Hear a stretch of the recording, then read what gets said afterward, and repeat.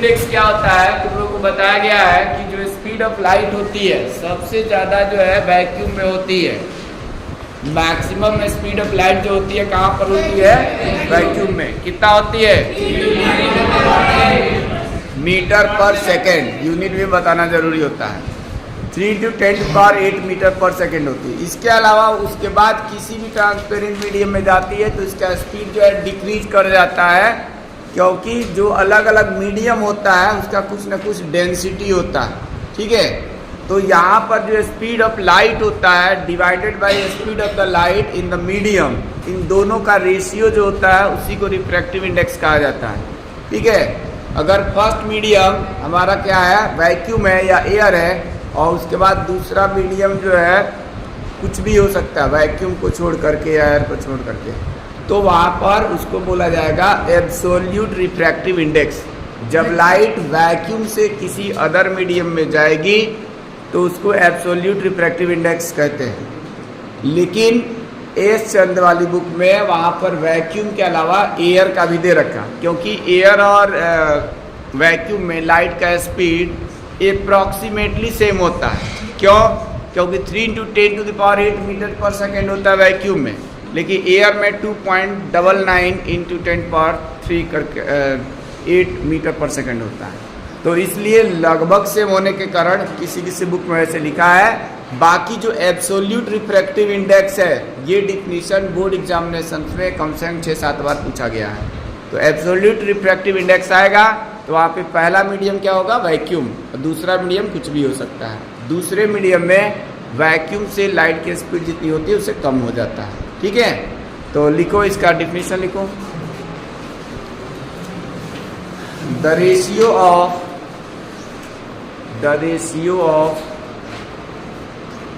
Speed of light, the ratio of speed of light in vacuum, vacuum का spelling VACWM, in vacuum, double C नहीं बोला है, double U बोला है, जो बोल रहे हैं। To the speed of the light, to the speed of light in the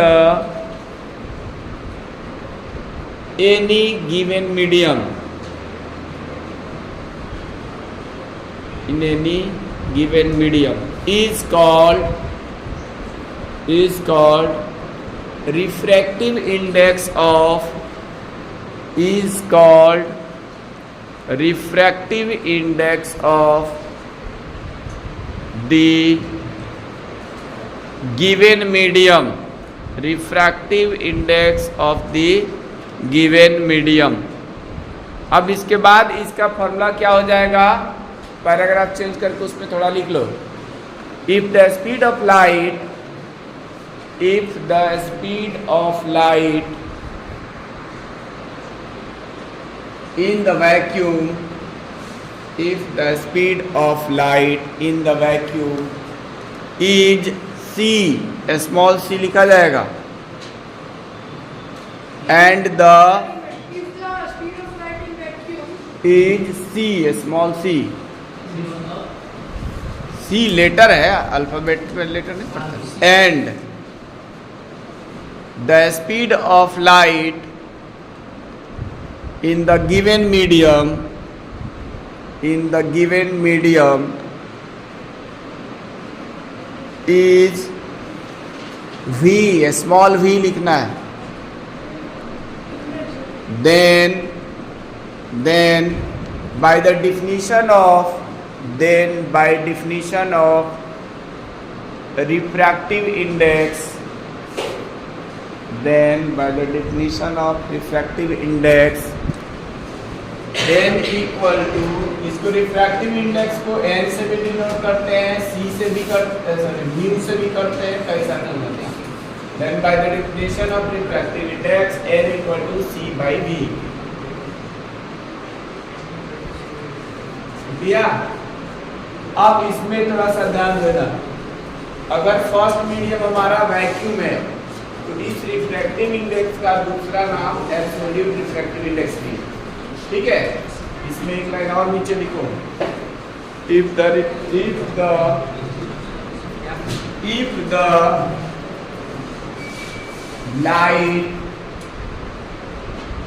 the light enters, enters from vacuum to the any other medium, if the light enters from vacuum to the any other medium, then the refractive index is also called absolute refractive index of the given medium. Refractive index is called absolute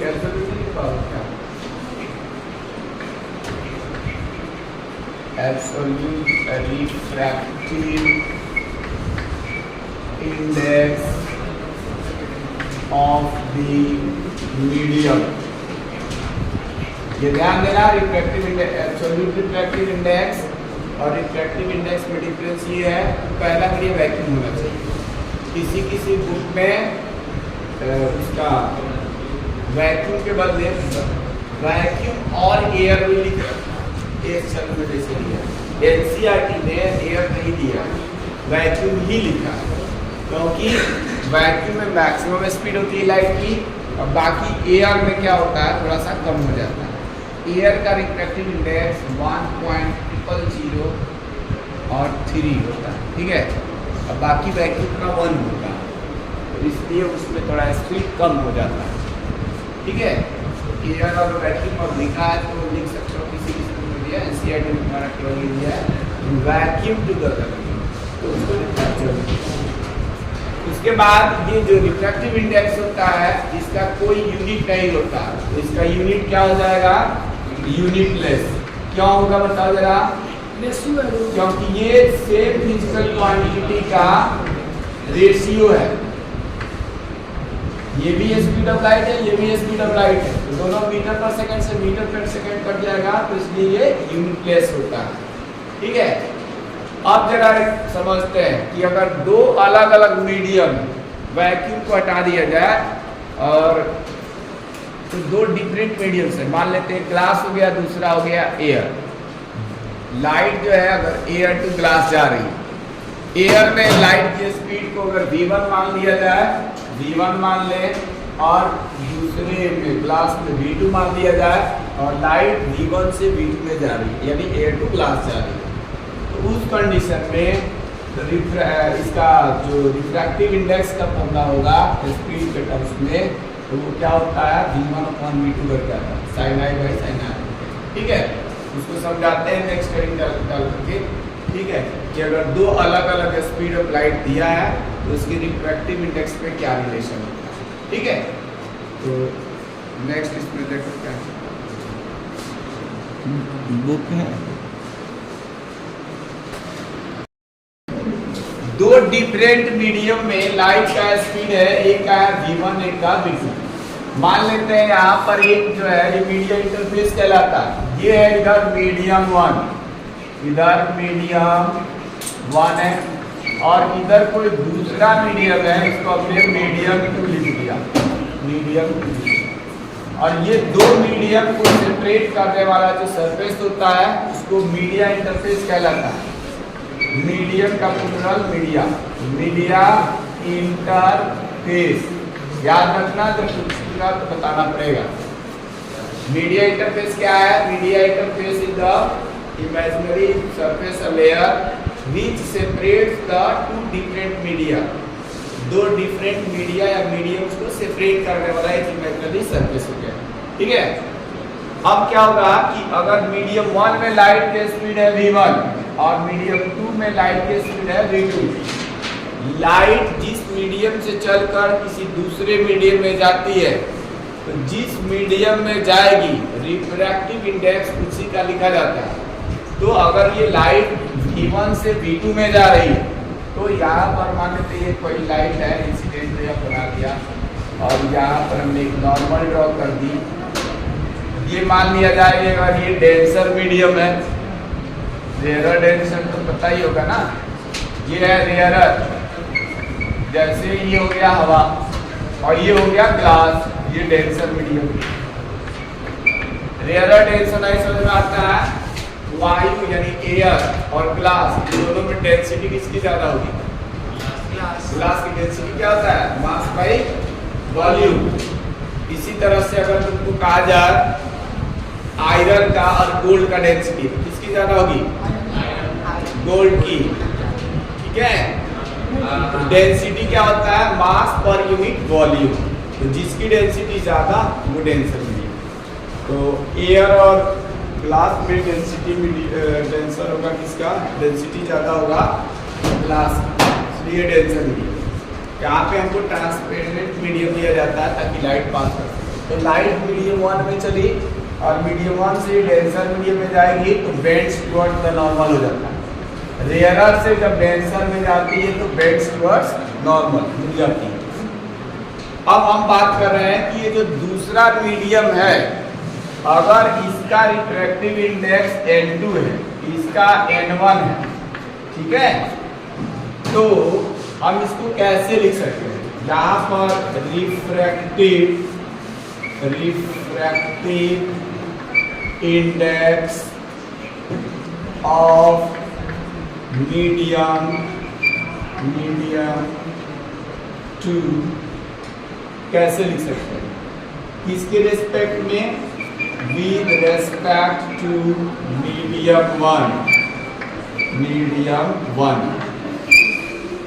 1 से 2 में जा रही है, speed दिया है, तो उसके terms में कैसे लिखा जा सकता है?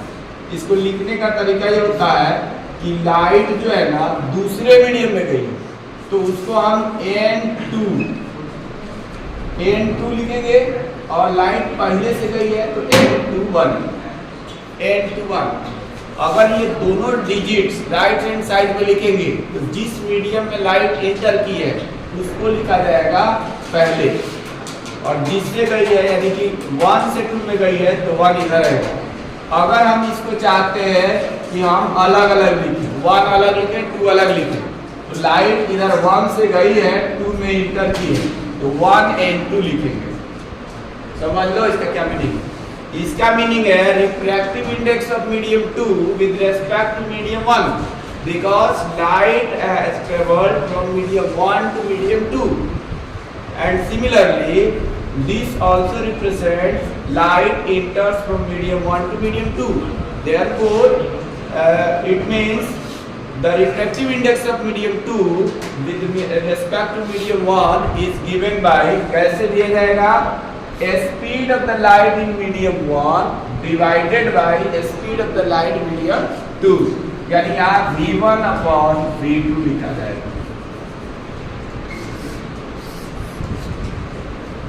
Light has entered from medium 1 to medium 2, therefore the refractive index of medium 2 is given by V1 by V2, यानी इसका V1 से V2 में इस तरह से लिखा जाएगा। सिमिलरली अगर लाइट क्या होती मीडियम 2 से मीडियम 1 में चलती तो हम इसको क्या लिखते? If light travels from medium 2 to medium 1, 2 से 1 में जाती, 2 से किसमें? 1 में, तो यहाँ पर ये क्या लिखा जाता है? जैसे यहाँ पर N21 लिखे हैं ना, तो ये 1 से 2 में जा रही थी तो हम लोग 2 का रिफ्रैक्टिव इंडेक्स लिखे थे, 2 का, जिसमें जाएगी लाइट उसका रिफ्रैक्टिव इंडेक्स लिखा जाएगा। अब लाइट 2 से 1 में जा रही है तो 1 का रिफ्रैक्टिव इंडेक्स लिखे, किसके रिस्पेक्ट में? 2 के रिस्पेक्ट। क्या इसी चीज को हम ऐसे लिख सकते हैं कि 2 से 1 में जा रही है तो 2N1। अब यहाँ से जा रही है लाइट 2 से 1, तो यहाँ पर जो स्पीड ऑफ लाइट है अब इसमें से इसमें गई है, यानी V2 से V1 में गई है, तो यहाँ V2 by V1 लिख दिया जाएगा, ठीक है। ये ध्यान देना। इतना समझ में आया? क्या बताया? जब लाइट 1 से 2 में गई तो V1 by V2 refractive index of medium 2 with respect to 1। जब लाइट V2 से V1 गई, 2 से 1 गई तो इसको ऐसे लिखेंगे 2n1, और यहाँ पर V2 by V1। इन दोनों को आप क्या करेंगे? Cross multiply. क्या करेंगे? Cross multiply. जब क्रॉस मल्टीप्लाई किया जाएगा ना तो इधर लेफ्ट हैंड साइड में देखो, ये दोनों लिखने पे तुम लोग कंफ्यूज हो जाएगा, इसलिए हम इस इधर वाला लिख देते हैं। n21 पहले इधर लेफ्ट साइड में n12 into n21। अभी ये जो टॉपिक बता रहे हैं इससे रिलेटेड बोर्ड एग्जाम्स में हर बार कम से कम 2 मार्क्स, नहीं तो ऑब्जेक्टिव टाइप का देता है तो 1 मार्क्स का एक क्वेश्चन होता है। अभी बताते हैं कैसे। यहाँ पर आएगा ये V1 by V2 और इनटू ये हो जाएगा V2 by V1। तो यहाँ V2 by V1 लिखेंगे, ये जो है कट जाएगा, ये कट जाएगा सब, इधर आ जाएगा 1n2 into 2n1 equal to 1। इसी चीज को ऐसे लिख सकते हैं कि हम लोग 2n1 को क्या लिख सकते हैं?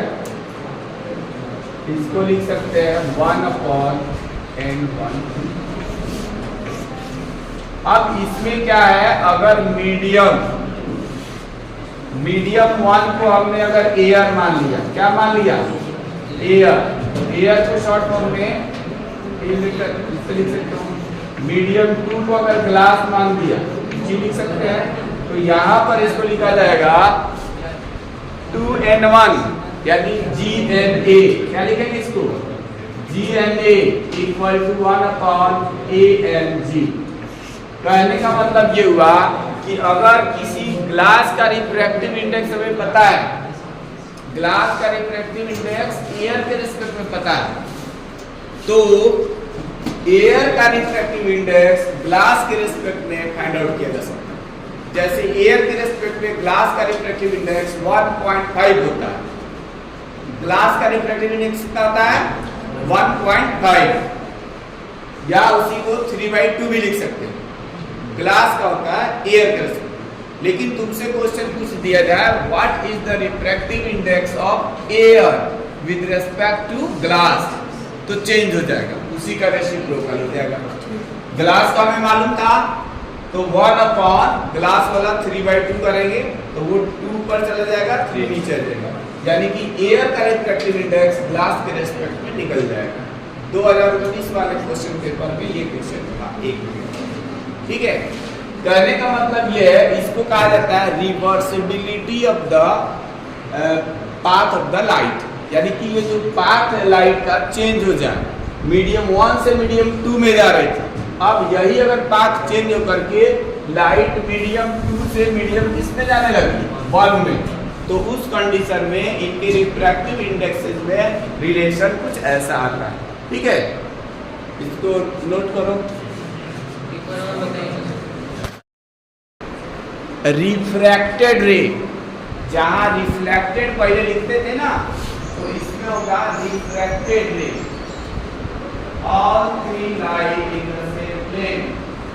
All three lie in the same plane. All three lie in the same plane. India.